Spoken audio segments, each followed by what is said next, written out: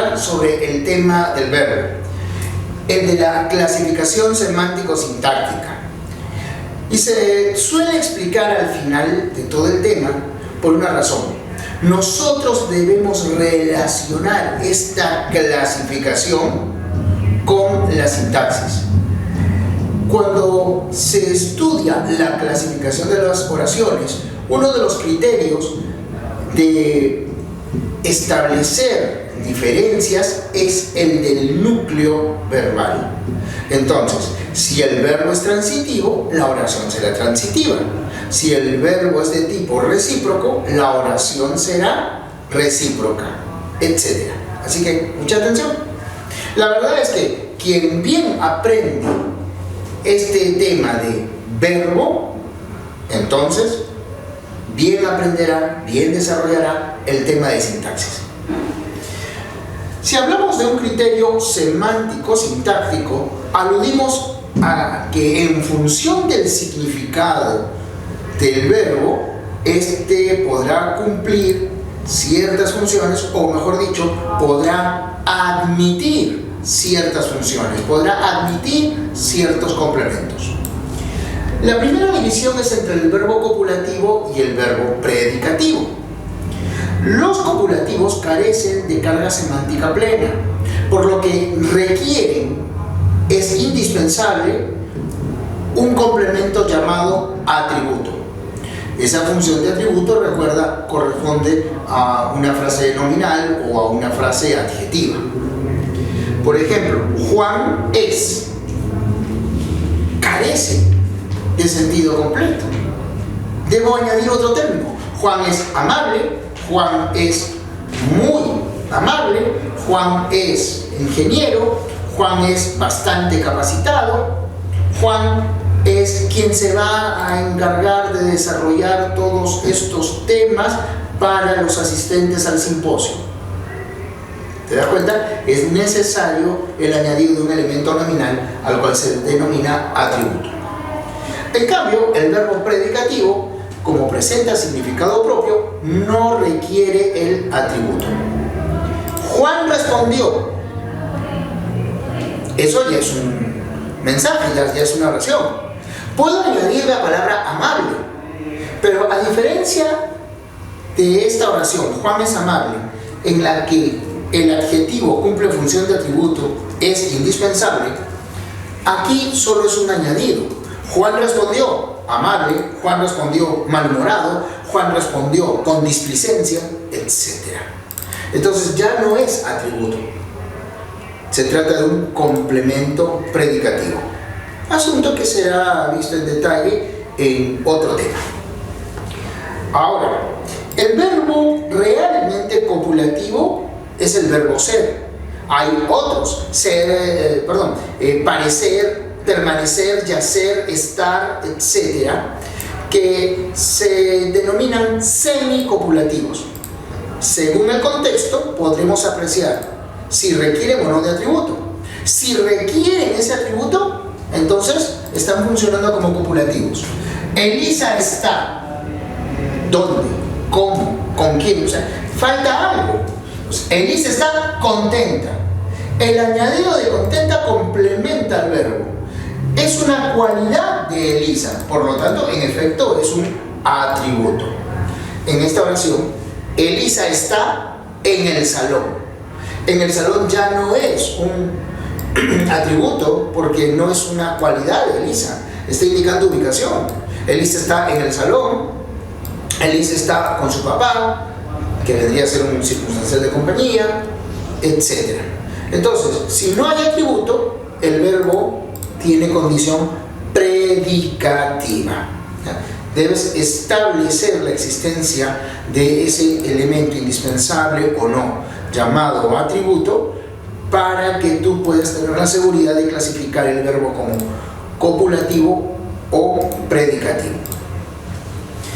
Los predicativos, a su vez, se dividen en transitivos e intransitivos. Los transitivos son los que admiten un complemento directo, también denominado objeto directo, que es el elemento sobre el que recae la acción. ¿ya? La acción transita se verifica en ese otro elemento. Por ejemplo, Julia pasea a su perro. O sea, el perro es el que recibe la acción de ser paseado. María duerme a su bebé entre sus brazos. La acción de dormir se traslada al bebé. El bebé es dormido por María. Llevé las maletas al aeropuerto. Preparé una ensalada rusa. La acción de preparar se traslada a la ensalada es preparada, las maletas son llevadas. Así es como reconocemos esta función llamada transitividad. Es decir, que exista un objeto directo. En cambio, si la acción permanece en el sujeto, si no transita, si no se traslada, entonces dicho verbo será intransitivo. Julia pasea, pero mira, ya no a su perro. Digo de Julia que ella es la que pasea por el parque. No hay objeto directo. María duerme plácidamente. La acción de dormir se queda en María. No se traslada a otro elemento. El verbo es entonces intransitivo. Estos verbos transitivos, es decir, estos que presentan objeto directo, a su vez suelen clasificarse en transitivos nominales y transitivos pronominales. No es del todo correcta esta clasificación porque en verdad no es el verbo el que determina esta clasificación, sino el tipo de complemento. Pero tradicionalmente se ha estudiado así. Podemos observar este tipo de preguntas todavía en los exámenes de admisión y por eso lo mantenemos de tal manera. Entonces, un verbo se denomina transitivo nominal si el objeto directo es una frase nominal, como aquí, a su perro. O si dijésemos Julia traslada las maletas, entonces el objeto directo es las maletas, ¿no? La acción se traslada a las maletas. Y tanto su perro como las maletas son frases nominales, son frases que tienen como núcleo un sustantivo, entonces se trata de verbos transitivos nominales. Pero en otros casos, el verbo se acompaña de un pronombre y ese pronombre alude al sujeto. O sea, el correferente del pronombre es el sujeto. Y en la estructura de la oración se indica con ese pronombre que la acción recae, que la acción retorna directa o indirectamente a ese sujeto. También podemos decir que en este tipo de verbos, que son los reflejos y los recíprocos, el verbo se acompaña de un pronombre que cumple una función sintáctica, la función de ode o la función de oi. Este aspecto lo vamos a ver en detalle.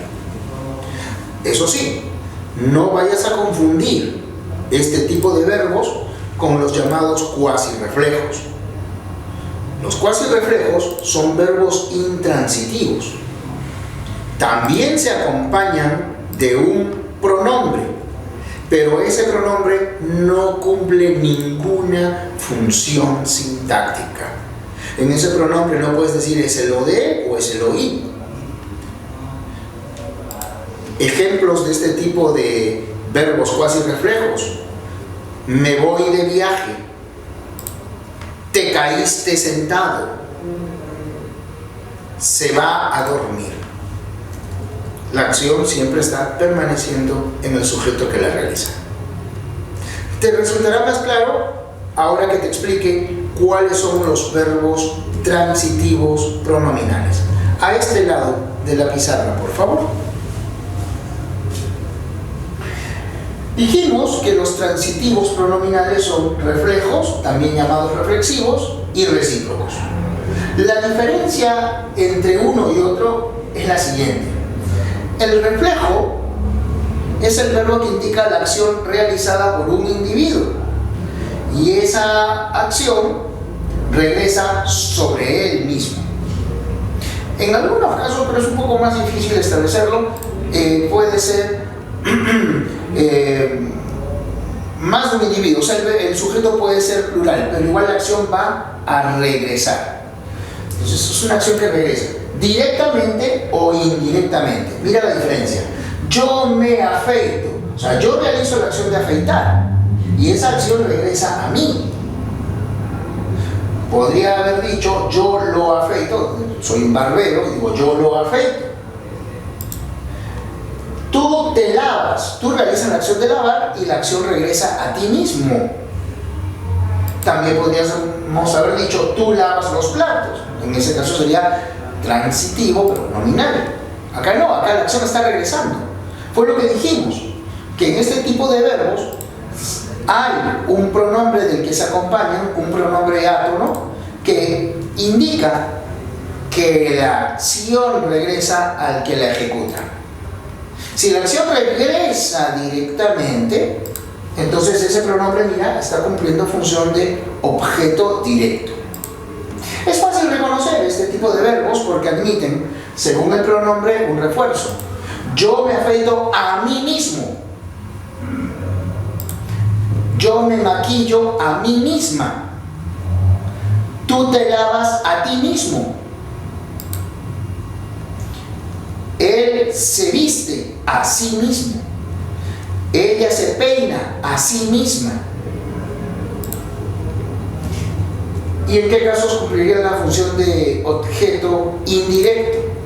Cuando la acción recae en otro elemento, pero igualmente repercute en el sujeto. Fíjate, yo me afeito la barba. O sea, la acción de afeitar recae sobre la barba, pero es mi barba, indirectamente. Tú te lavas las manos. La acción de lavar recae en tus manos. Son tus manos, o sea, regresa igualmente a ti. En el caso del verbo recíproco, siempre el sujeto será plural, siempre el sujeto será compuesto, porque dos o más deben realizar la acción y la acción de uno debe recaer en el otro. Por eso se habla de reciprocidad, ¿no? Uno y otro, simultáneamente. Romeo y Julieta se besan. Romeo y Julieta se aman. Entonces, la acción de besar de Romeo recae en Julieta. La acción de besar de Julieta recae en Romeo. Ellos se besan igualmente, ¿no? Ya el sujeto no es compuesto como en la primera oración, sino es un sujeto plural. Pero igualmente se establece la idea de reciprocidad, uno al otro. Recuerda bien esta clasificación, recuerda bien esta diferenciación con los cuasi reflejos y te será bastante fácil el estudio de la sintaxis cuando específicamente abordemos el tema de clasificación de las oraciones según su núcleo verbal.